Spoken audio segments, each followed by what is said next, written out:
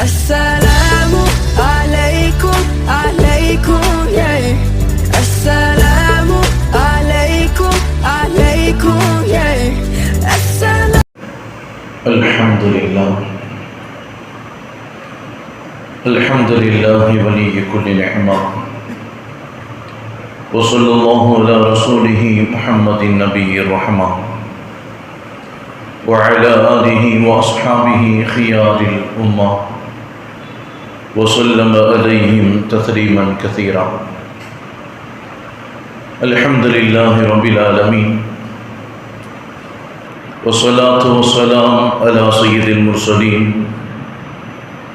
وعلى آله وأصحابه أجمعين. أما بعد، فقد قال الله تعالى في كلامه الأعلى محكم التنزيل: أعوذ بالله من الشيطان الرجيم، بسم الله الرحمن الرحيم. يا أيها الذين آمنوا اتقوا الله حق تقاته ولا تموتن إلا وأنتم مسلمون. وقال الله تعالى أيضا: والذين يقولون ربنا هب لنا من أزواجنا وذرياتنا قرة أعين واجعلنا للمتقين إماما. صدق الله العظيم. عن أبي هريرة رضي الله تعالى عنه قال رسول الله صلى الله عليه وسلم: إذا مات الإنسان انقطع عنه عمله إلا من ثلاثة: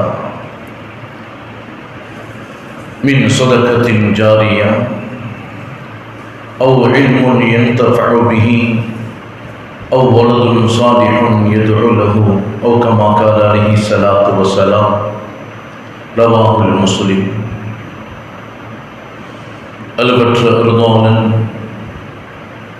நிகரற்ற அன்புடையோன், எல்லாம் வல்ல நாயகன் அல்லாஹு தஆலாவின் பேரருள், அருமையான கண்மணி நாயகம் ரசூலுல்லாஹி ஸல்லல்லாஹு அலைஹி வஸல்லம் அவர்களின் மீதும், அவர்களின் உயர்வான உன்னதமான குடும்பத்தார்கள், உத்தம சத்திய சஹாபா பெருமக்கள், தாபியீன்கள், தபஅ இமாம்கள், இறைநேசர்களான வலிமார்கள், நல்லோர்களான முன்னோர்கள் நம் அனைவரின் மீதும் என்றும் உண்டாகட்டுமா. அல்லாஹ்வினுடைய மாபெரும் பேரருளால் புனிதம் நிறைந்த மாதத்தில், புனிதமான நாளில், ஜும்மாவுடைய நேரத்தில் இறை கடமையை, இறை கட்டளையை நிறைவேற்றுவதற்காக அல்லாஹ்வினுடைய இல்லத்தில் நாம் அமர்ந்திருக்கின்றோம். இந்த மாதத்தில், இந்த நாளில், இந்த ஜும்மாவுடைய நேரத்தில் எந்த நன்மைகளை, எந்த வாக்கியங்களை இந்த மனித சமூகத்திற்கு தருவதாக இறைவன் வாக்களித்தானோ,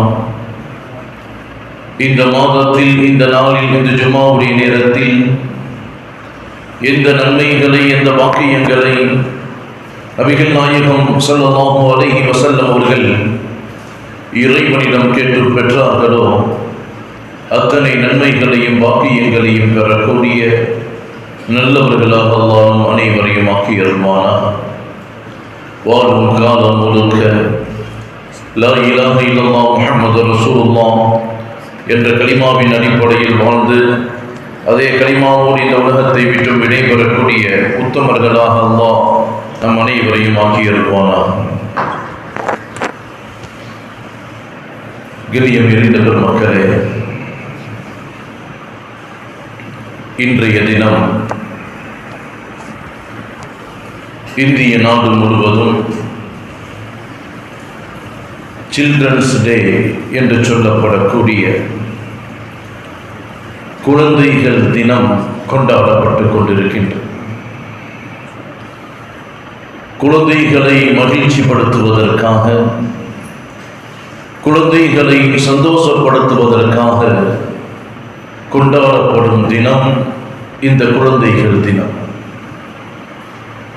குழந்தைகளுக்குள்ளால் மறைந்திருக்கும் திறமைகளை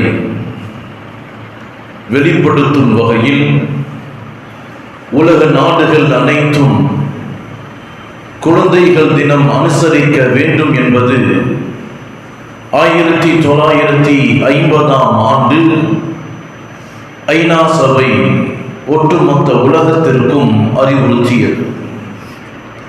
அதன் அடிப்படையில் உலகம் முழுக்க நவம்பர் இந்த மாதம் 20ஆம் தேதி உலகத்தின் பல்வேறுபட்ட நாடுகள் இந்த குழந்தைகள் தினத்தை சில்ட்ரன்ஸ் டேவை கொண்டாடி கொண்டிருக்கின்றது.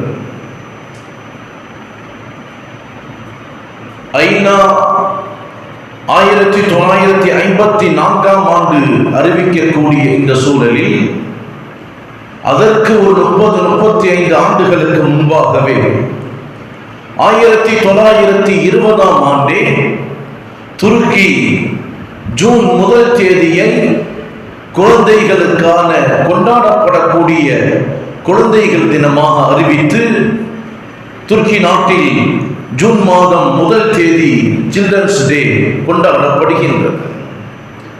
நம்முடைய அண்டை நாடான பாகிஸ்தான் பல்வேறு நாடுகளோடு சேர்ந்து இதே நவம்பர் 20ஆம் தேதி குழந்தைகளுக்கான தினத்தை கொண்டாடி கொண்டிருக்கின்றது. சீனாவில் டிராகன் படகு திருவிழா என்ற பெயரில் ஜூன் 1ஆம் தேதியை குழந்தைகளுக்கான கொண்டாட்ட தினமாக கொண்டாடி கொண்டு வருகின்றது.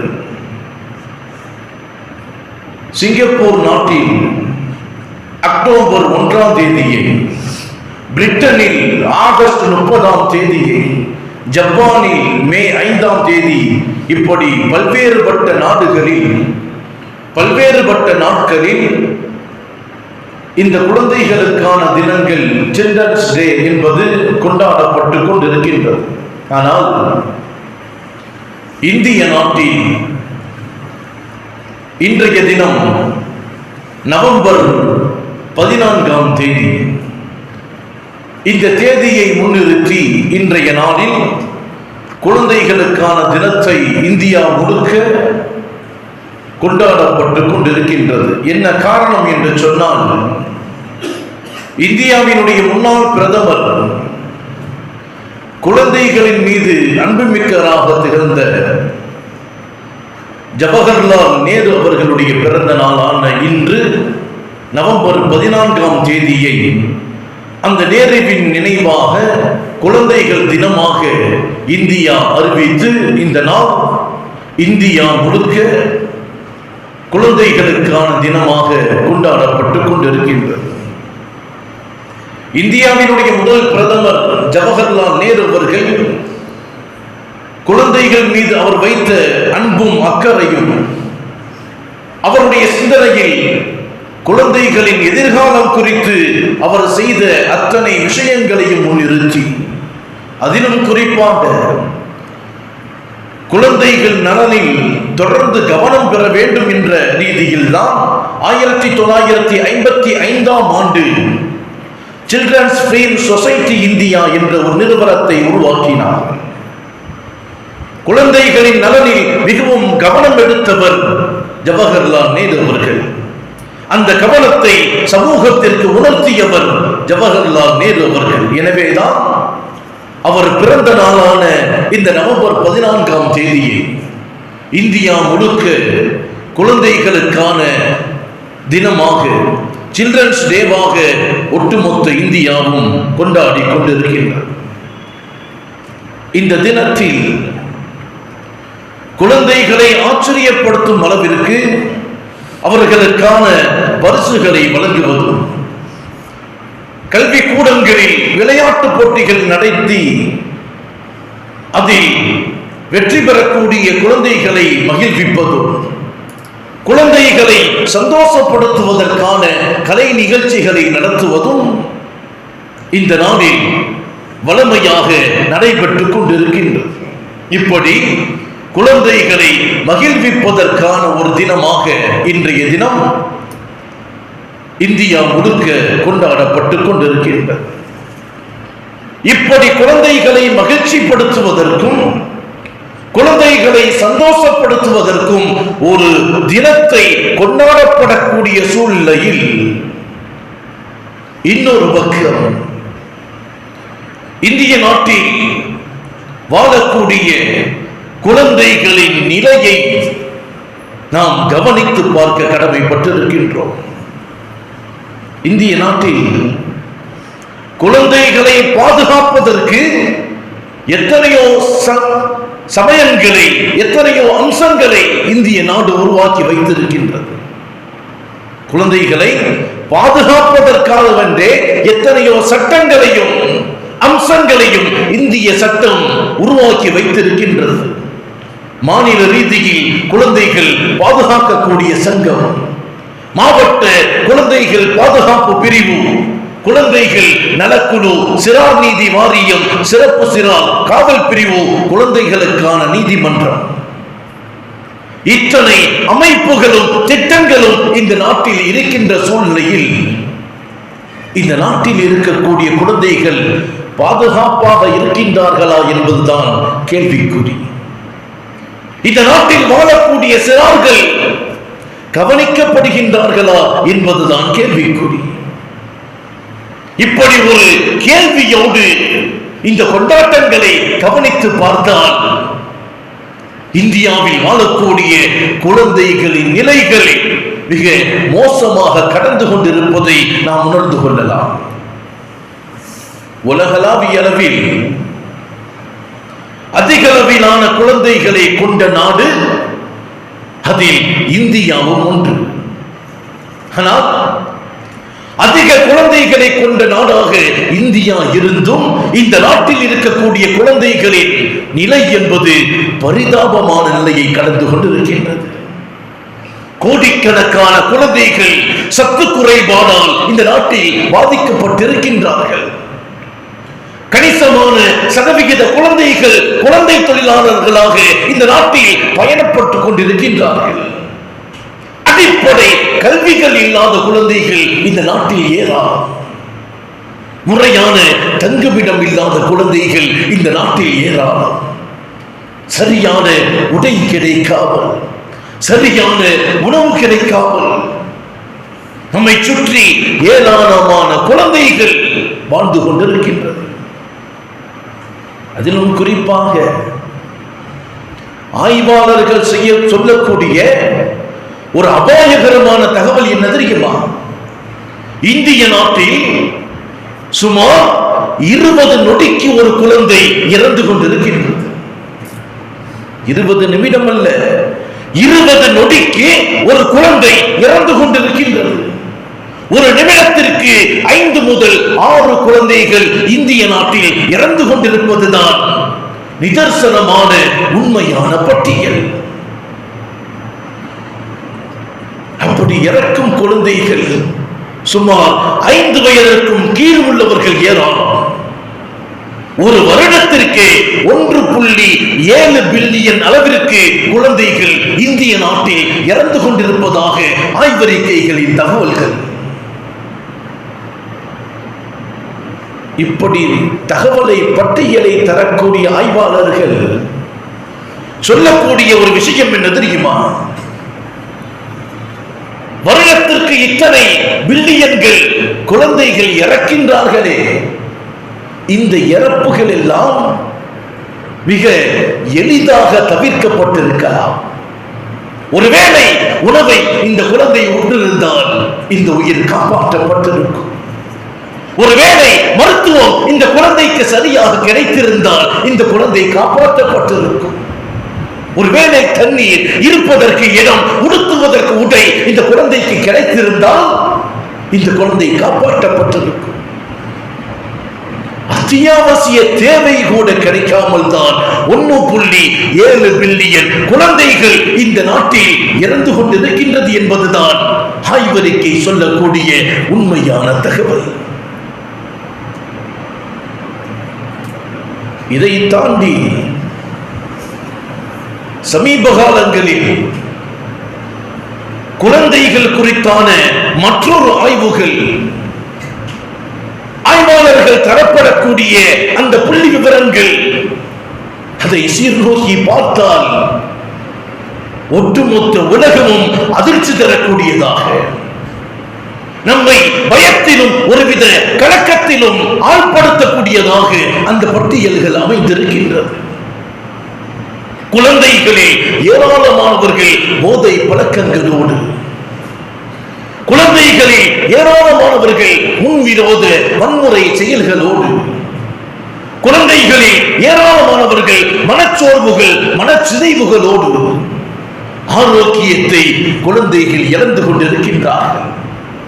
தற்கொலை முடிவுகளை குழந்தைகள் எடுத்துக் கொண்டிருக்கின்றார்கள். இப்படி பல்வேறுபட்ட மோசமான பட்டியல்களில் குழந்தைகள் அடையாளம் காட்டப்பட்டுக் கொண்டிருக்கின்றார்கள். வரும் காலங்களில் குழந்தைகளை சரியான முறையில் வளர்ப்பது என்பது மிக பெரும் சவாலாக பெற்றோர்களுக்கு மாறி இருக்கின்றது. அதிலும் குறிப்பாக இஸ்லாமிய சமூகம் சிறந்த தலைமுறையினரை உருவாக்க வேண்டிய காலத்தில் தள்ளப்பட்டுக் கொண்டிருக்கின்றது.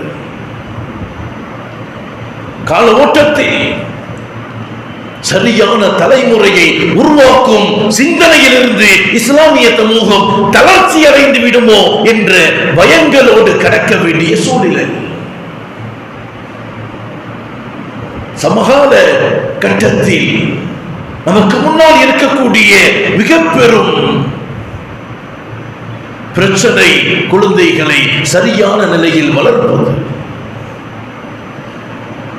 எனவேதான் இஸ்லாம் குழந்தைகளின் மீது சிந்தனைகளை செலுத்த சொல்லும், குழந்தைகளை பக்குவப்படுத்தி வளர்க்க சொல்லும், குழந்தைகளுக்கு சரியான முறையில் வாழ்க்கையை கற்றுக் கொடுக்க சொல்லும்.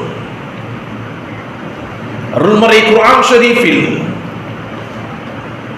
குழந்தைகளை இறைவன் அலங்காரம் என்று சொல்லுவான். நபிகள் நாயகம் ஸல்லல்லாஹு அலைஹி வஸல்லம் அவர்கள் குழந்தைகள் குறித்து சொல்லும் போது இறைவன் கொடுத்த அமானிதம் என்று சொல்லுவார்கள். உலகத்தின் வாழ்க்கையில் ஒரு மனிதன் பெறக்கூடிய உயர்ந்த அருள்கொடையில் ஒன்றுதான் குழந்தைகள் என்பது. இறைவன் கொடுத்த அபாரமான அமானிதங்கள் குழந்தை செல்வங்கள். அந்த அமானிதங்களை, அந்த அருள்கொடைகளை நாம் எப்படி வளர்க்கின்றோம், எப்படி அவர்களை பக்குவப்படுத்துகின்றோம் என்பதுதான் கால ஓட்டத்தில் மிக முக்கியத்துவம் வாய்ந்ததாக மாறி இருக்கின்றது. அதிலும் குறிப்பாக இந்த நவீன யுகத்தில் குழந்தைகளை நல்வழிப்படுத்துவது எல்லாம் ராணுவ வீரர்கள் எல்லையை காப்பதை தாண்டி மிக சிரமமான பணியாகத்தான் பெற்றோர்கள் அதை அனுபவித்துக் கொண்டிருக்கின்றார்கள். குழந்தைகளிடம் கையில் இருக்கக்கூடிய மொபைல் போன்கள், அவர்கள் விளையாடக்கூடிய அந்த வீடியோ கேமிங்கள், சமூக ஊடகங்கள் குழந்தைகளை எப்படியாவது கெடுத்துவிட வேண்டும் என்ற ரீதியில் அவர்களை இழுத்துச் சென்று கொண்டிருக்கின்றது.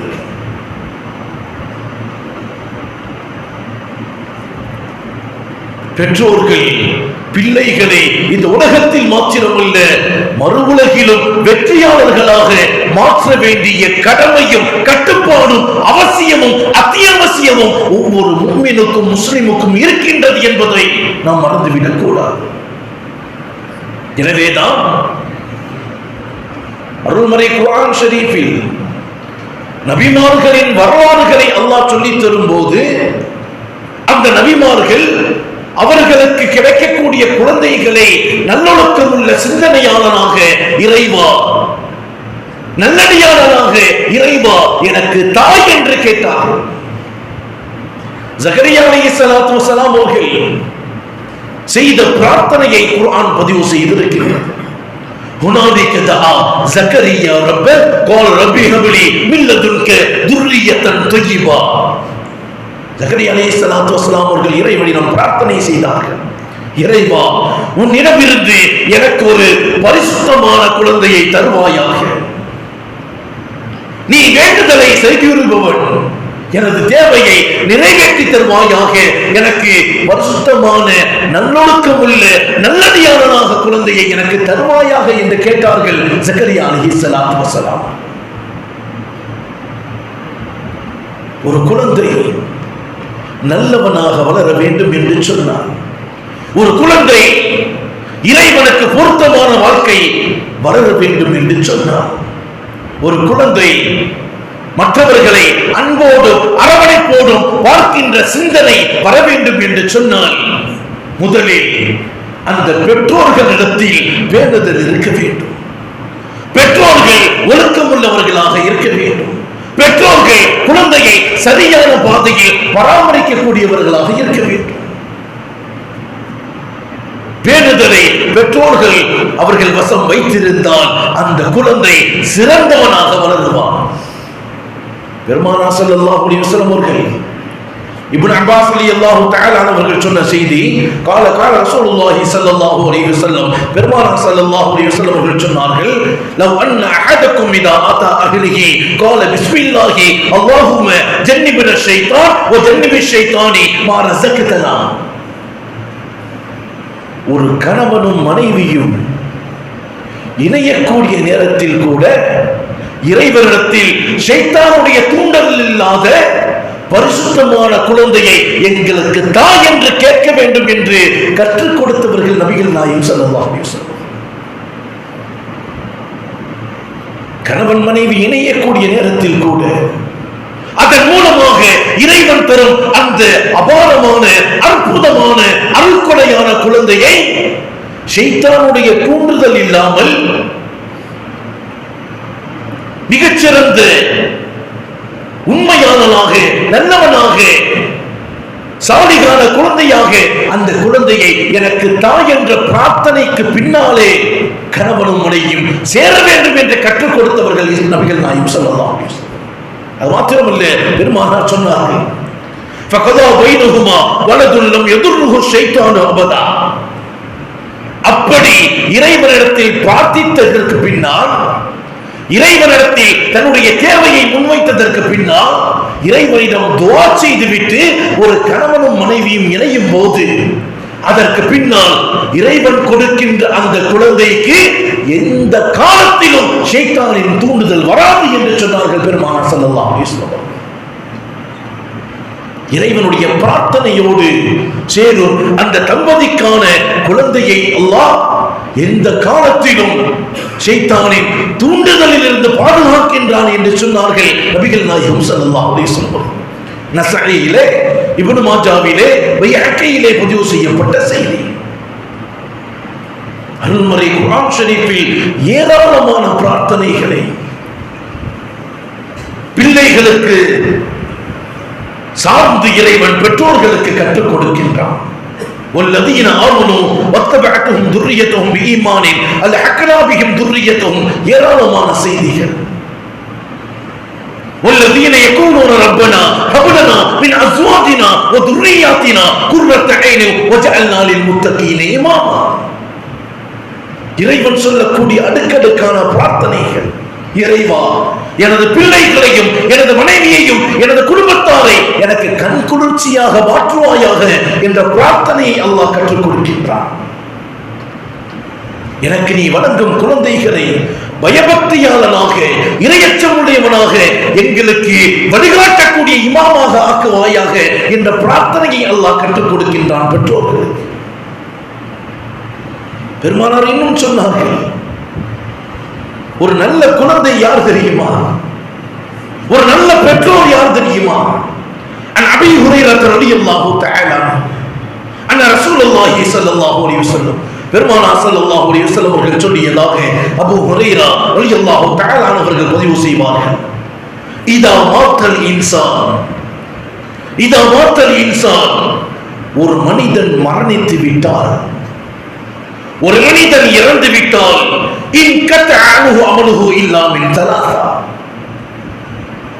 மூன்று விஷயங்களை தவிர வேற எந்த ஒன்றும் அவனை சென்றடையாது.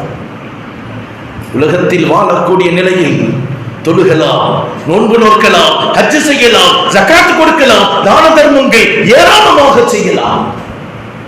மரணித்து விட்டால் பெருமானார் சொன்னார்கள், இதா மாத்தல் இன்சான் இன்கத அன்ஹு அமலுஹு, எல்லா அமலும் தடைபட்டு விடும். மரணித்து விட்டால் தொழுக முடியாது, நோன்பு நோக்க முடியாது, ஜகாத் கொடுக்க முடியாது, எந்த தான தர்மங்களும் செய்ய முடியாது. ஆனால் 3 விஷயங்களை அவன் செய்திருந்தால் தொடர்ந்து அவன் நன்மையை பெற்றுக் கொண்டே இருப்பான். தொடர்ந்து உலகத்தில் நன்மை செய்யக்கூடிய பாக்கியம் அவனுக்கு கிடைக்கும். மரணித்து விட்டால் எந்த அமலையும் இந்த உலகத்தில் செய்ய முடியாது 3ஐ தவிர. முதலாவது பெருமானார் சொன்னார்கள், சதகத்தின் ஜாரியா,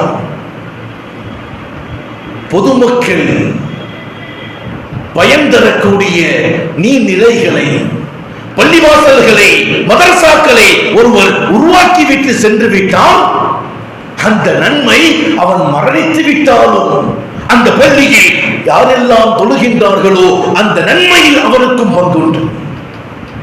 ஒரு மதரசாவை உருவாக்கி வைத்திருந்தால் அந்த மதரசாவில் குழந்தைகள் கல்வியை கற்கும் காலம் எல்லாம் அந்த நன்மையில் அவருக்கு பயன் உண்டு. ஒரு நீர்நிலைகளை உருவாக்கி வைத்திருந்தால் அதில் மக்கள் எல்லாம் பயன்பெறுகின்ற போது அந்த நன்மையில் அவருக்கும் பங்கு உண்டு என்று சொன்னார்கள் பெருமானார் ஸல்லல்லாஹு அலைஹி வஸல்லம். மரணித்தால் எந்த ஒன்றும் முன்னே சேராது 3ஐ தவிர. முதலாவது சதக்கத்துன் ஜாரியா, நீ உருவாக்கி வைத்துவிட்டு செல்லக்கூடிய மக்களுக்கு பயன் தரக்கூடிய விஷயங்கள். இரண்டாவது இல்முன் யன்தஃஅு பிஹி, இந்த உலகத்தில் ஒரு கல்வியை கற்றுவிட்டு அந்த கல்வியை இன்னொருவருக்கு நீ கற்றுக் கொடுத்து விட்டால் அந்த கல்வியின் நன்மை நீ மரணித்தாலும் உன்னை கபரில் வந்து சேரும் என்று சொன்னார். நீ ஒருவனுக்கு கற்றுக் கொடுக்க, அவன் 2 கற்றுக் கொடுக்க, அவர்கள் 10 பேருக்கு, 100 பேருக்கு, பல லட்சம் பேருக்கு, இத்தனை நபர்களும் கல்வியை கற்றுக்கொள்ள ஆரம்பத்தில் கற்றுக் கொடுத்த உனக்கு நன்மை வந்து கொண்டே இருக்கும். நீ மரணித்தால் கல்வியை மாத்திரமல்ல, மார்க்கத்தின் ஒரு செய்தியை நாம் கேட்கின்றோம், அதை ஒருவருக்கு சொல்லிக் கொடுத்தால், ஒருவர் நின்று கொண்டு தண்ணீர் குடிக்கின்றார், மார்க்கம் சொல்லும், நீ உட்கார்ந்து அமர்ந்து தண்ணீரை பார்த்து பிஸ்மில்லா சொல்லி 3 விடத்தும் அதை குடி என்று கற்றுக் கொடுத்தால் கூட அதை அவர் செயல்படுத்தும் காலமெல்லாம், அதை அவர் மற்றவருக்கு சொல்லும் காலமெல்லாம் நீ கபரில் இருந்தாலும் உனக்கு நன்மை வந்துகிட்டே இருக்கும். பெருமானார் சொன்னார், ஒரு கல்வியை கற்று அந்த கல்வியை நீ மற்றவர்களுக்கு கற்றுக் கொடுத்திருந்தால் நீ மரணித்தாலும் அந்த நன்மை உனக்கு வந்துகிட்டே இருக்கும். பெருமானார் 3வது சொன்னார்கள், வலதுன் சாலிஹன் யதுஉ லஹு, உனக்காக பிரார்த்தனை செய்யக்கூடிய நல்ல குழந்தையை நீ உருவாக்கிவிட்டு சென்று விட்டால் அந்த பிரார்த்தனை அந்த குழந்தை செய்யும் அத்தனை நன்மையும் உனக்கு பங்கு. அந்த குழந்தை செய்யக்கூடிய பிரார்த்தனையில் அந்த குழந்தை உனக்காக நன்மையை எத்தி வைக்கும் காலம் எல்லாம் அந்த நன்மை உனக்கு வந்துகிட்டே இருக்கும். நீ கற்றுக் கொடுத்ததை உன் பிள்ளை அவன் பிள்ளைக்கு கற்றுக் கொடுத்தால் அதன் மூலமாக உனக்கு நன்மை வரும். இந்த 3 விஷயங்கள் பெருமானார் சொன்னார்கள். சதக்கத்துன் ஜாரியா, பொதுமக்கள் பயன் தரக்கூடிய பள்ளிவாசலை, மதரசாக்களை, நீர்நிலைகளை உருவாக்கி வைப்பது, ஒரு கல்வியை கற்று அந்த கல்வியை கற்றுக் கொடுப்பது, நமக்காக பிரார்த்தனை செய்யக்கூடிய குழந்தையை உருவாக்கி விடுவது. இந்த 3 செயல்களும் நீ மரணித்தாலும் உனக்கு காலம் முழுக்க கியாமத் வரை நன்மையை தந்து கொண்டே இருக்கும் என்று சொன்னார்கள் பெருமானார் ஸல்லல்லாஹு அலைஹி வஸல்லம் அவர்கள். முஸ்லிம் ஷரீஃபிலே பதிவு செய்யப்பட்ட ஹதீஸ். என் கபரில் இல்ல, கபரை தாண்டி மறுமையில் அபூ ஹுரைரா ரலியல்லாஹு தஆலா அவர்கள் சொல்லக்கூடிய செய்தி, قال ரசூலுல்லாஹி ஸல்லல்லாஹு அலைஹி வஸல்லம், பெருமானார் ஸல்லல்லாஹு அலைஹி வஸல்லம் அவர்கள் சொன்னார்கள், இன்னல்லாஹ அஸ்ஸ வஜல் லியர்ஃபஅ தரஜத்தல் லிஅப்திஹி ஸாலிஹா ஃபில் ஜன்னah. ஒரு மனிதன் சுவனத்தில் ஒரு விதமான சுகபோகங்களை அனுபவித்துக் கொண்டிருப்பானாம். சுவனத்தின் உயர்ந்த அந்தஸ்தில் ஒரு நிலையில் அவன் சந்தோஷமாக வாழ்ந்து கொண்டிருப்பானாம். அந்த நேரத்தில் அல்லாஹ் அவனது சந்தோஷத்தை இன்னும் அதிகமாக கொடுப்பான்.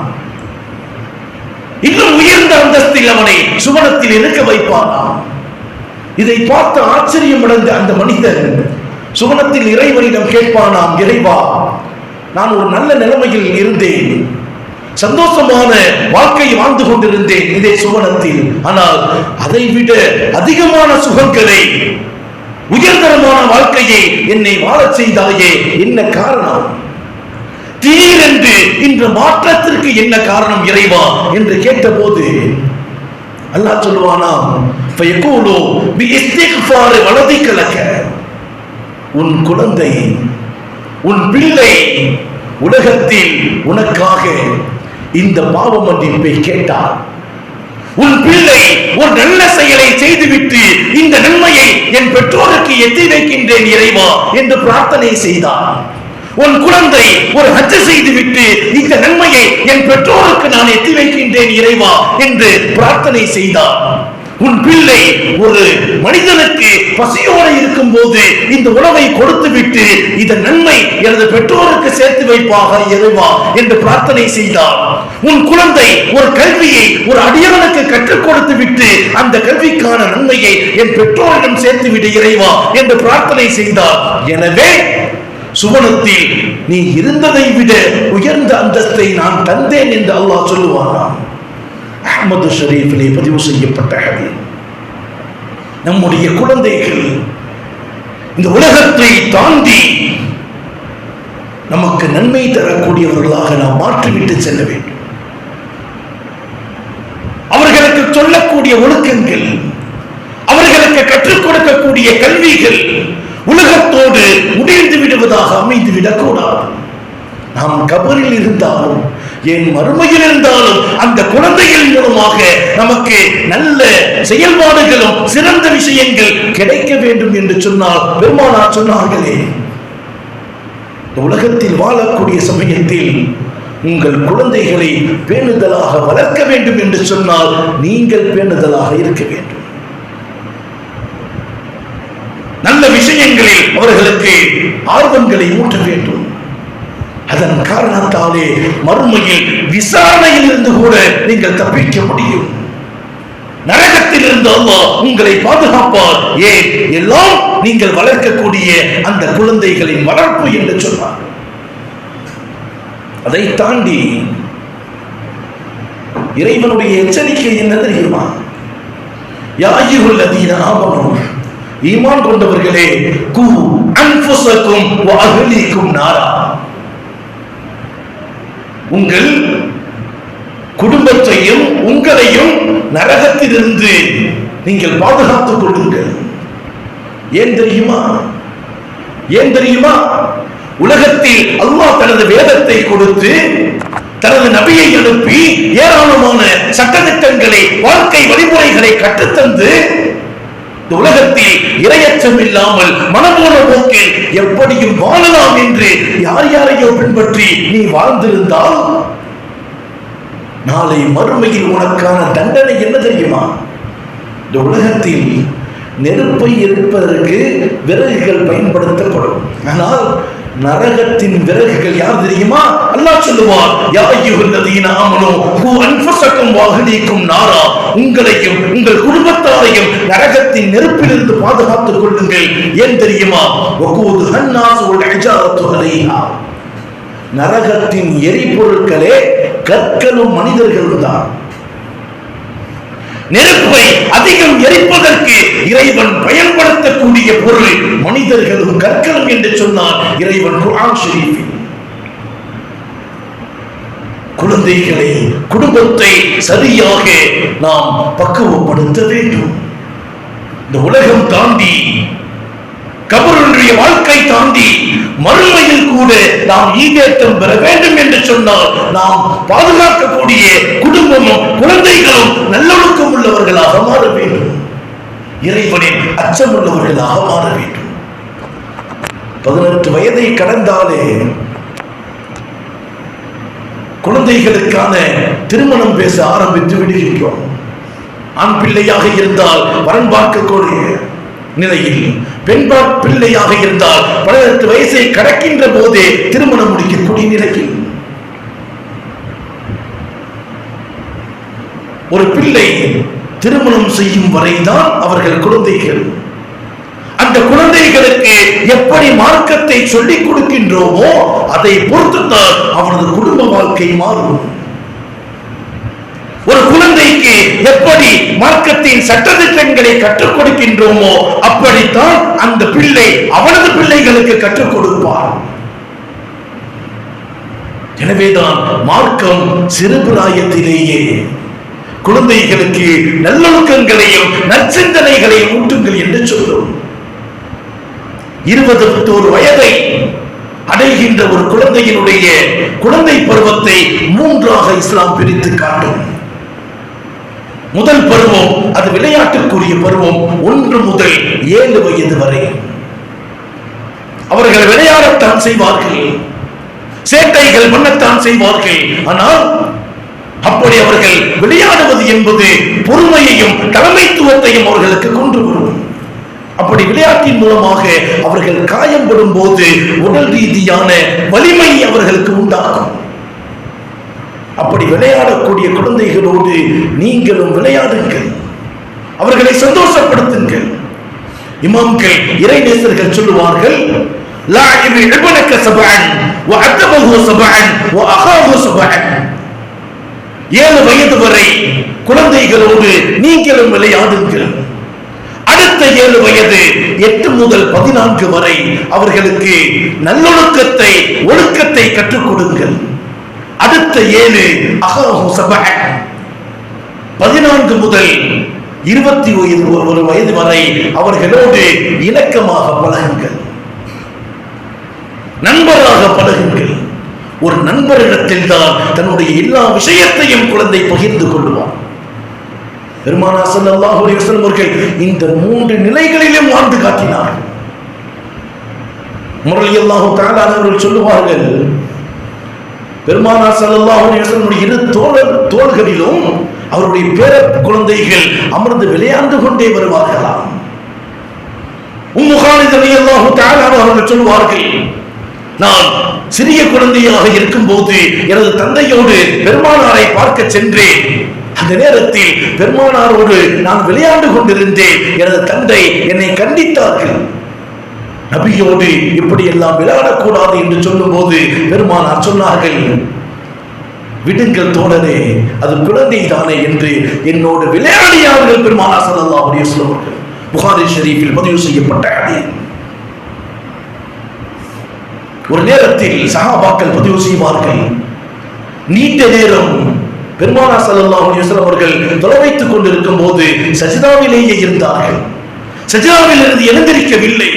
நீண்ட நேரத்திற்கு பிறகு சஜிதாவில் இருந்து எழுந்தவர்கள் தொழுகையை முடித்த போது சஹாபாக்கள் கேட்டார்கள், யா ரசூலல்லாஹ், என்றும் இல்லாத ஒரு நிலையை இன்று பார்த்தோமே, நீண்ட நேரம் சஜிதாவிலேயே இருந்தீர்களே, என்ன காரணம்? நான் சஜிதாவுக்கு செல்லும் போது இந்த குழந்தை என் மீது ஏறிவிட்டது.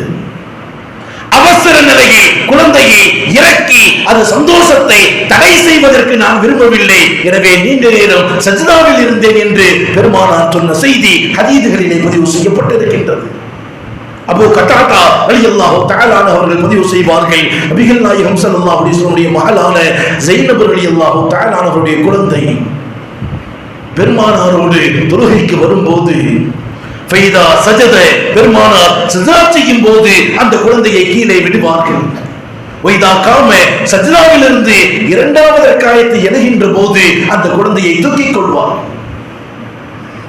குழந்தைக்கு பக்குவப்படுத்தி வளர்க்க வேண்டும் என்பதை ஒவ்வொரு நிலையிலும் கற்றுக் கொடுத்தவர்கள் நபிகள் நாயகம் ஸல்லல்லாஹு அலைஹி வஸல்லம். ஸஅத் இப்னு அப்துல்லாஹ் ரஹ்மத்துல்லாஹி அலைஹி அவர்கள் சொல்லுவார்கள், நான் 3 வயதாக இருக்கும் போது எனது வீட்டில் எனது தாயாரின் சகோதரர் என்னுடைய மாமா தொழுது கொண்டே இருப்பார். நான் அவரை பார்த்து கொண்டே இருப்பேன். ஒரு நேரத்தில் என்னை அழைத்த எனது மாமா சொன்னார், உன்னை படைத்த இறைவனை நீ திக்ர் செய்ய வேண்டாமா? கேட்டார் அந்த குழந்தை, 3 வயது குழந்தை, கைஃப அதுக்கருஹு, எப்படி நான் என் இறைவனை திக்ர் செய்வது? சில வார்த்தைகளை, சில திக்ர்களை சொல்லிவிட்டு சொன்னார்கள், ஒவ்வொரு நாளும் 3 முறை இதை சொல்லிக் கொண்டே இரு. காலம் ஓடுகின்றது. மீண்டும் ஒரு நாள் அவருடைய மாமா அழைக்கின்றார். நான் சொன்ன திக்ர்களை சொல்லிக் கொண்டிருக்கின்றாயா? ஆம், 3 முறை தினமும் சொல்லிக் கொண்டே இருக்கின்றேன். சொன்னார், 7 முறை இனி மாற்றிக்கொள். காலம் ஓடுகின்றது. இன்னொரு நாள் அழைக்கின்றார். அந்த திக்ர்களை சொல்லிக் கொண்டே இருக்கின்றாயா? ஆம், மாற்றிக்கொள். ஒவ்வொரு நாளும் 11 முறை சொல்லிக் கொண்டே இரு. காலம் ஓடுகின்றது. அந்த குழந்தை சொன்னார்கள், ஸஅத் இப்னு ஸஅத் ரலியல்லாஹு தஆலா அவர்கள், அந்த திக்ர்களை சொல்வதில் எனக்கு உள்ளத்தில் இன்பம் ஏற்பட்டு விட்டது. நான் அதிகமாக சொல்லிக் கொண்டே இருந்தேன். ஒரு நேரத்தில் அழைத்து சொன்னார்கள், அதிகமாக திக்ர்களை ஓதிக்கொண்டே இருக்கின்றாயா? ஆம், உன்னோடு இருந்து கொண்டு உன்னை கண்காணிக்கக்கூடிய இறைவனை எப்போதும் அஞ்சி நடந்து கொள் என்று இறையச்சத்தை எனக்கு சொல்லிக் கொடுத்தார்கள் என்று சொல்லக்கூடிய குழந்தைகள். சிறிய வயதில் நாம் எதை சொல்லிக் கொடுக்கின்றோமோ அதுதான் அவர்களின் வாழ்க்கையை மாற்றும். தனி மனிதனுடைய வாழ்க்கையை தாண்டி, குடும்பத்தின் வாழ்க்கையை தாண்டி, சமுதாயத்தின் முன்னேற்றத்திற்கு அது வழிகாட்டும் என்று சொல்லக்கூடிய ஏராளமான செய்திகள் ஹதீஸின் வாயிலாக, இறை நேசர்களின் வாயிலாக இமாம்கள் நமக்கு சொல்லிக் கொடுக்கக்கூடிய ஒவ்வொரு படித்தளங்களும். கண்ணியமானவர்களே, குழந்தைகள் தினம் என்று கொண்டாடப்படக்கூடிய நிலையில் கூட இன்றைய இந்தியாவின் குழந்தைகளின் நிலை மிக பரிதாபமான நிலையில் மாறிக்கொண்டிருக்கின்றது என்பதை நாம் உணர்ந்து கொள்ள கடமைப்பட்டிருக்கின்றோம். குறிப்பாக இஸ்லாமிய சமுதாயம் நல்லதொரு தலைமுறையை உருவாக்க வேண்டிய கட்டாயத்தில் வாழ்ந்து கொண்டிருக்கின்றது. ஏனென்று சொன்னால், கலை, கலாச்சாரம், கல்வி, பண்பாடு, சூழல், ஒழுக்கம் அத்தனையும் மாசுபட்டு இருக்கக்கூடிய காலம் இது. அநாகரிகங்கள் நாகரிகங்களாக காட்டப்பட்டுக் கொண்டிருக்கின்றது. பாவங்கள் நன்மையாக காட்டப்பட்டுக் கொண்டிருக்கின்றது. அலட்சியங்கள் ஆரோக்கியமாக காட்டப்பட்டுக் கொண்டிருக்கின்றது. ஒழுக்க சீரழிவுகள் உயர் பண்புகளாக இன்று காட்டப்படக்கூடிய உலகத்தில் நாம் வாழ்ந்து கொண்டிருக்கின்றோம். கலாச்சாரத்தின் சீரழிவுகளை உயர்ந்த கௌரவமாக இந்த உலகத்தில் காட்டப்பட்டுக் கொண்டிருக்கின்றது. அப்படி ஒரு சமுதாயம் உருவாக்கிவிட்டால் மார்க்கத்தின் அத்தனை விழுமியங்களும் அளிக்கப்படும். இஸ்லாத்தின் போதனைகளை, வழிகாட்டும் நடைமுறைகளை வணக்க வழிபாடுகளோடு நாம் நிறுத்திவிடக் கூடாது. நடைமுறை வாழ்க்கைக்கு, யதார்த்தமான உலகத்திற்கும் பண்பிகளே அறியாத ஒரு வழக்கு சமூகம் உருவாகிவிட்டது. மார்க்கத்தின் சட்டங்கள் என்ன, மார்க்கம் சொல்லிக் கொடுப்பது என்ன, எதை வழிகாட்டுகின்றது, இமாம்கள், இறைநேசர்கள், நபிமார்கள் எந்த வாழ்க்கையை இஸ்லாத்தின் வாயிலாக வாழ்ந்தார்கள் என்று அறியாத ஒரு மலட்டு சமூகம் உருவாகிவிட்டது. இனி வரும் காலங்களில் இது போன்ற நிலைகள் மாற்றப்பட வேண்டும். உருவாகி இருக்கின்ற இந்த மலட்டு சமூகத்தை செப்பனிட வேண்டும். உயர்ந்த சிந்தனைக்குரிய மக்களாக ஈமானின், இஸ்லாத்தின் அடித்தளத்தில் நம்முடைய குழந்தைகள் வளர்க்கப்பட வேண்டும். ஒரு தலைமுறை சமூகத்தை உருவாக்கப்பட வேண்டும் என்று சொன்னால், ஒரு தலை சிறந்த மனிதனின் உருவாக்கத்தில் தான் அது அமையும் என்பதை நாம் மறந்துவிடக் கூடாது.